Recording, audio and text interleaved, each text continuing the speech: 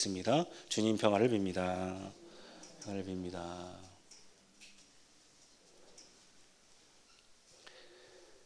오늘 우리가 읽은 사도행전 11장의 말씀은 안디옥 교회가 새롭게 시작하는 그런 말씀을 기록하고 있습니다.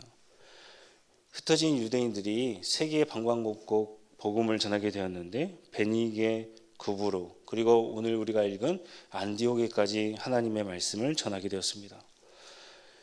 여기에 흩어진이라는 단어가 디아스페이로라고 그렇게 이야기를 하는데 널리 퍼뜨리다라는 단어를 담고 있습니다. 흩어진 유대인들 할 때 우리가 디아스포로 유대인 그렇게 이야기를 하는데 그들이 흩어진 목적 하나님의 복음을 전하기 위함이다라는 사실입니다. 그들은 가는 곳마다 하나님의 복음을 전하게 되었고 복음이 전해지는 곳곳마다 주의 성령의 역사가 가득히 넘쳐나게 되었습니다. 그래서 최초의 이방인 교회 하면 우리가 안디옥 교회에 그렇게 이야기를 하게 되었다라는 사실입니다. 사실 자국을 떠나서 이방 땅에 가서 복음을 전한다는 건 참 쉽지가 않습니다. 왜 그렇습니까? 먹고 살기가 굉장히 바쁘다라는 것이죠. 새로운 환경에 사람이 적응하기가 처음에는 힘들다라는 사실입니다. 눈 뜨고 코 베인다라는 말이 있지 않습니까? 시골에 촌뜨기가 서울에 올라와서 참 살기가 팍팍합니다. 때로는 사람을 만나기가 두렵지요. 왜냐하면 사기를 당하지 않을까라고 염려하기 때문에 그렇습니다. 이처럼 이방 땅에 살아간다는 거 유대인들이 굉장히 쉽지 않았다라는 사실입니다. 그런데 그들이 먹고 사는 문제를 제쳐두고 하나님의 복음의 메시지, 주님의 일을 할 수 있었던 이유가 무엇입니까? 사도행전 11장 21절 말씀 제가 다시 한번 읽어드리도록 하겠습니다. 주의 손이 그들과 함께 하심에 수많은 사람들이 믿고 주께 돌아오더라. 주의 손이 그들과 함께 하셨기 때문에 그들은 하나님의 사역, 즉 복음을 감당할 수가 있었다는 사실입니다. 사람이 자신의 손으로 일하고 사역하게 되면 자신의 능력만 나타나는 것이죠. 하나님의 손을 의지하고 그의 성령의 능력을 힘입어 사역하게 된다면 성령의 역사가 일어나게 된다는 사실입니다. 따라서 우리는 먼저 하나님의 사역을 하기 전에 주여 나의 손을 강하게 하옵소서라고 기도해야 된다는 사실입니다. 이와 비슷한 말씀이 기록되어 있습니다. 느헤미야 2장 9절 말씀입니다.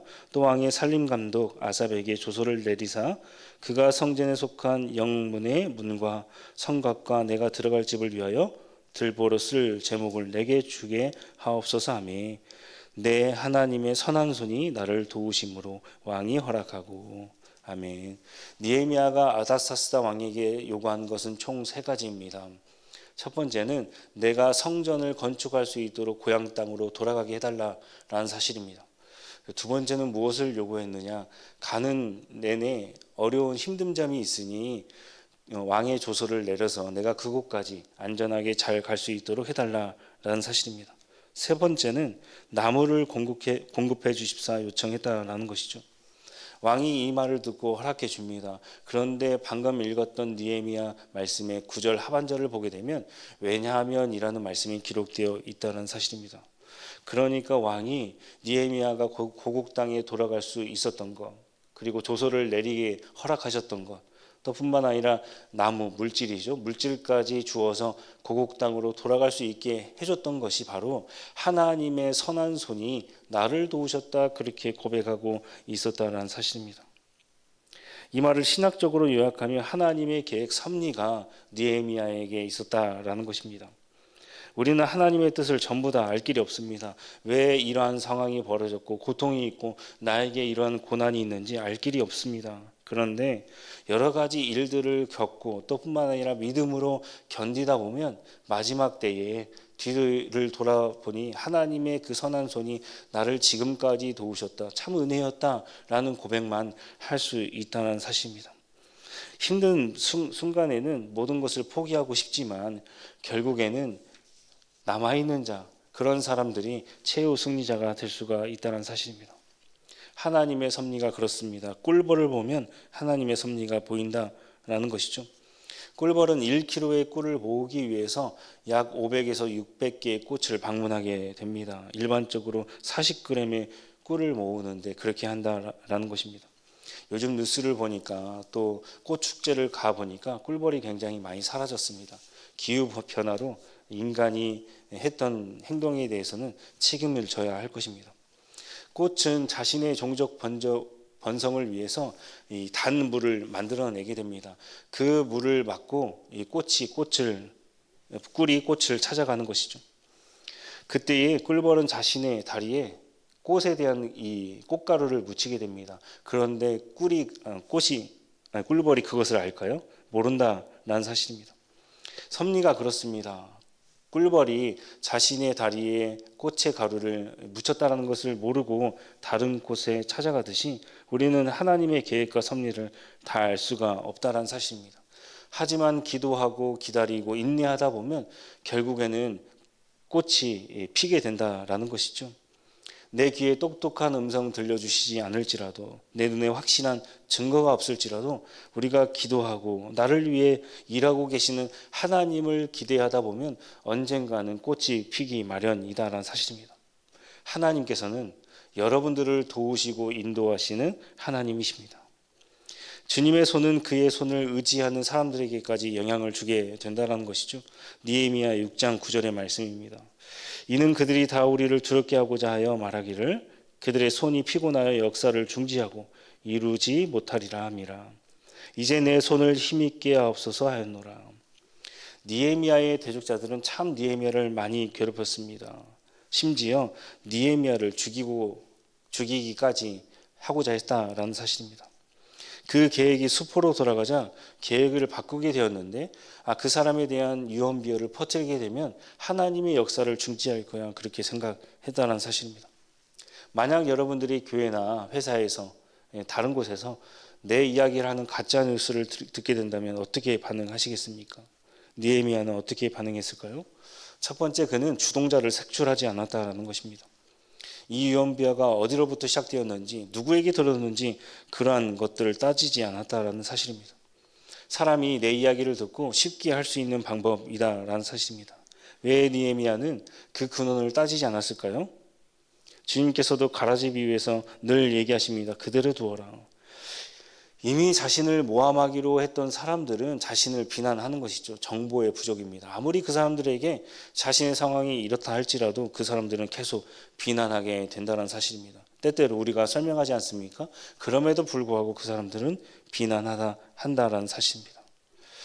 둘째는 느헤미야는 자신의 문제에 집중하지 않았다라는 사실입니다.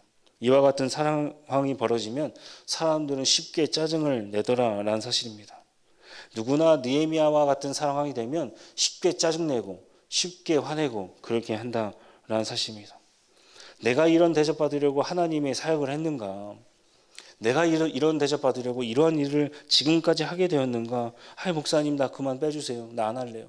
쉽게 그만두고 쉽게 풀어지고 쉽게 화내고 그렇게 일들을 반복하게 된다는 사실입니다.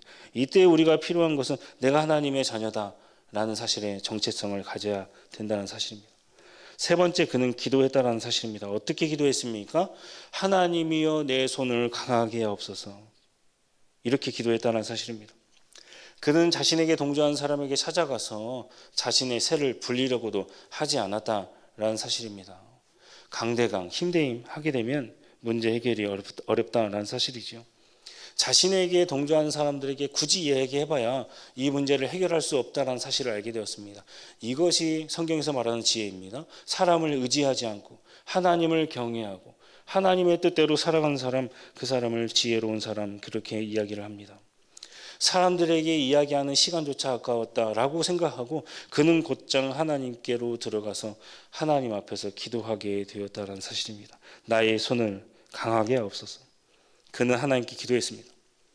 여러분들 기도할 수 있는데 왜 걱정하십니까? 나에게 수많은 화살이 돌아와도 하나님 앞에서 주의 성전에 들어가 기도할 수 있는데 왜 우리가 걱정할 이유가 무엇이 있겠습니까? 나를 미워하고 대적하는 사람들 가장 원하는 것이 무엇입니까? 지금 하고 있는 일을 중단하게끔 만드는 일입니다.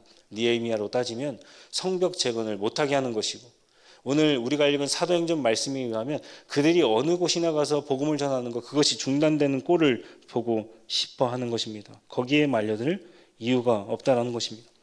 이렇게 나에게 고난이 있고 참 많은 대적자들이 있다 할지라도 하나님께서 나의 손을 강하게 하시는구나 라고 생각하며 주의 손을 덧입고 그의 능력을 의지하면 그것이 바로 믿음의 사람이다라고 성경에서는 기록하고 있다는 사실입니다. 느헤미야의 기도는 대적자들을 없애달라는 기도도 심판을 해달라는, 하늘에서 불이 내려와 그들을 없애달라는 기도가 아니었다는 사실입니다. 나의 귀에 어떤 유언비어가 들릴지라도 나의 손을 강하게 하옵소서, 완성하게 하옵소서, 이 기도였습니다. 유언비어가 난무하고 세상 속에서 고난이 있다 손 할지라도 우리가 이런 기도의 제목을 붙잡고 하나님께 열심으로 달려가 기도해야 된다는 사실입니다. 여러분들은 오늘 이 자리에 어떤 마음으로 나오셨습니까? 소원 성취입니까? 아니면 문제 해결입니까? 아닙니다. 하나님께서는 여러분들의 그 상황을 통하여서 여러분들을 더욱 성장시켜 나가고 싶어 하신다는 사실입니다. 많은 대적자가 있을지라도 하나님께서 나에게 말씀하시기를 그래 네 손을 강하게 주시겠다라는 음성의 메시지를 오늘 말씀을 통해서 우리는 들어야 한다는 사실입니다. 바다에 빠진 베드로가 주님에게서 시선을 떼자마자 바다를 걷다가 빠지게 되었습니다. 그때 베드로가 했던 행동이 무엇입니까? 주의 손을 붙잡았을 때 드디어 그는 바다 위를 걷는 기염을 토하게 되었다는 사실입니다. 빌립보서 4장 12절 말씀입니다. 내게 능력 주시는 자 안에서 내가 모든 것을 할 수 있습니다. 바울이 왜 이러한 고백을 할 수가 있었을까요? 바울은 천막 치는 작업을 했는데요. 손으로 무언가를 해야 됐다는 것이죠. 자비랑 선교를 했습니다. 먹고 살 요량으로. 때로는 그 돈을 가지고 하나님의 선교를 위해서 사용하게 되었다는 사실입니다. 그의 손이 강하지 않게 되면, 능력이 없으면 어떻게 되겠습니까? 굶어 죽는 것이고 또 하나님의 선교를 할 수가 없었다는 사실입니다. 그때에 어려움이 있을 때 주의 능력으로 사는 인생, 내게 능력 주시는 자 안에서 내가 모든 것을 할 수 있습니다 라고 그는 고백을 하게 되었다는 사실입니다. 주님의 능력의 손을 붙잡으면 그 능력이 여러분들의 능력이 되는 것입니다. 기도하는 여러분들에게 오늘 하루 바다를 걷게 하시는 하나님의 능력이 함께 하시기를 주님의 이름으로 간절히 소망합니다. 기도하겠습니다. 저희의